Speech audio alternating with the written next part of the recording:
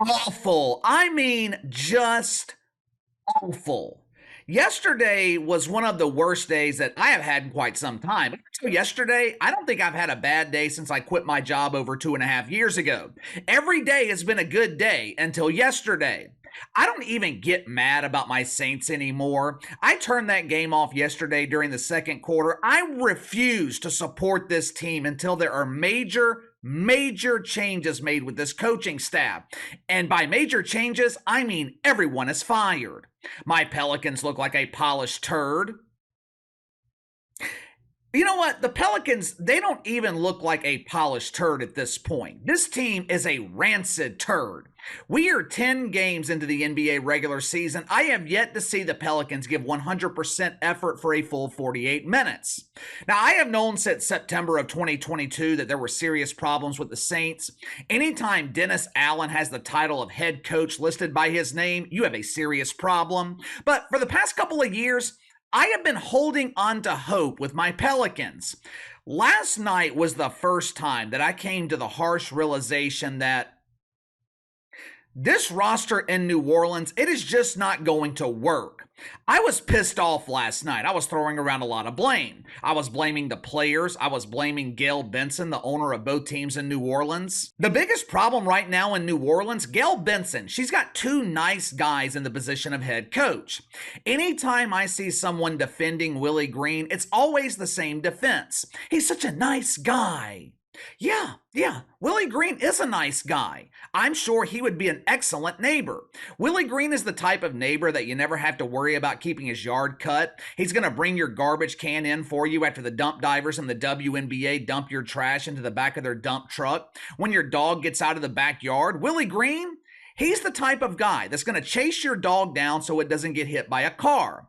Nice guys, they make fantastic neighbors, but they are absolutely horrible leaders. They are horrible head coaches. I was blaming everyone last night. No one was off limits. Zion Williamson is unmotivated because for some unknown reason, Willie Green is taking the ball out of his hands. Brandon Ingram is playing his way out of a max contract. The Saints defense made Joshua Dobbs look like the second coming of Michael Vick 1 week after they made some dude named Tyson Badger or Tyson Bagent, or who cares? It doesn't matter what his name is. This dude's going to be out of the NFL in a couple of years. The Saints made that dude look like prime Michael Vick. Derek Carr is an unmitigated disaster. The Saints offense, they sent a clear message in that second half yesterday. No words were needed. The message was abundantly clear.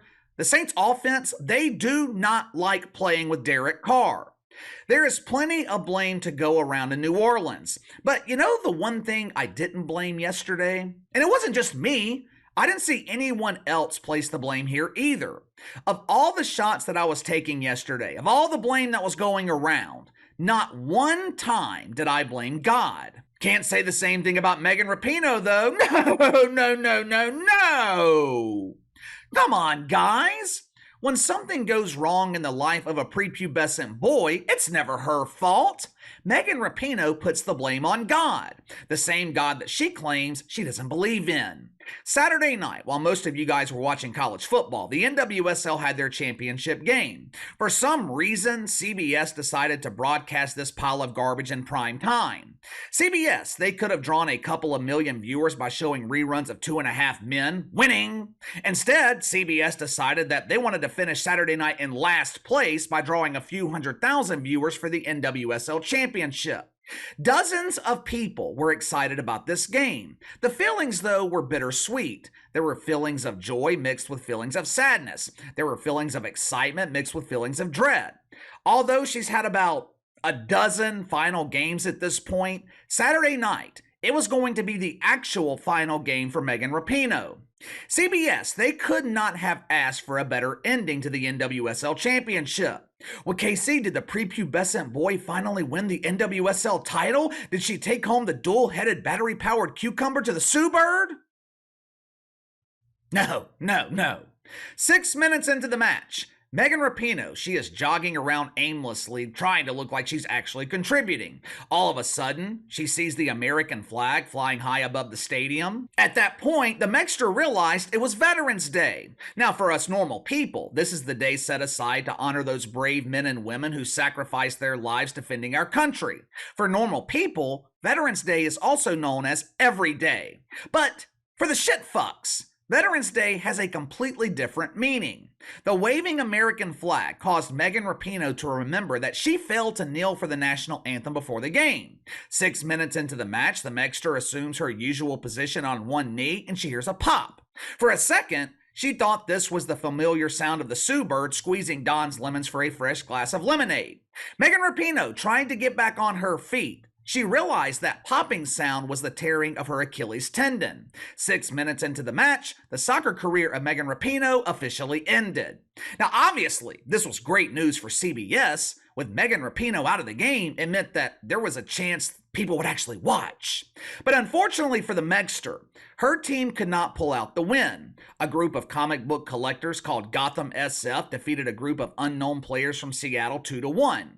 After the game, Megan Rapinoe addressed the media. She was asked how she felt to have her soccer career come to such a fitting end. The Megster was very, very bitter. She was angry. Sitting on the sidelines, Megan Rapinoe had plenty of time to figure out who was to blame here. Watch for yourself. I thought about it a little bit. I mean, I'm not a religious person or anything. And if there was a God, like, this is proof that there isn't. This is up. So yeah, it's just Really? Really? Let me get this straight. You openly admit that you are not a religious person, which, by the way, I happen to disagree with. Megan Rapinoe is one of the lead deacons at Woke United Methodist. Well, Casey, I thought deacons had to be men. Yeah, what's your point? Meg is pretending to be one. But you openly admit that you don't believe in God. But when things don't go your way, when your career doesn't have that storybook ending that you and only you wanted, because believe me, the rest of us, we just wanted your career to end. Didn't matter how it happened, we just wanted it to be over. When things don't go exactly the way you wanted, you want to place the blame on God? The same God that you don't believe in? Someone please make that make sense. I hate to break it to Megan Rapinoe, but I seriously doubt that God was watching the NWSL championship game Saturday night. Hell, they can't even get people to watch this garbage. With everything going on in the world, with his chosen people defending themselves against Hamas, I seriously doubt that God was wasting his time watching the NWSL championship. Headline at the Huffington Post: Megan Rapinoe God comment prompts right-wing outrage. I'm pretty sure this has nothing to do with politics. I saw left-wingers on social media this weekend who were just as pissed off. The Huffington Post claimed that Megan Rapinoe was joking. Come on, identifiers, this was a joke. It was all in good fun. Yeah, I might be willing to believe that, but you guys don't believe in jokes. This is the same group that gets offended over everything. But let's just assume for 1 second that Megan Rapinoe was joking. To be completely fair, it is entirely possible that Megan Rapinoe was. If so, it was a bad joke, but she could have been joking nonetheless. Now, if that's the case, you gotta be able to read the room here. You have to know how this is going to be perceived. The thing is, I think Megan Rapinoe knew exactly what she was doing. She knew exactly how this was going to be perceived. Make no mistake about it.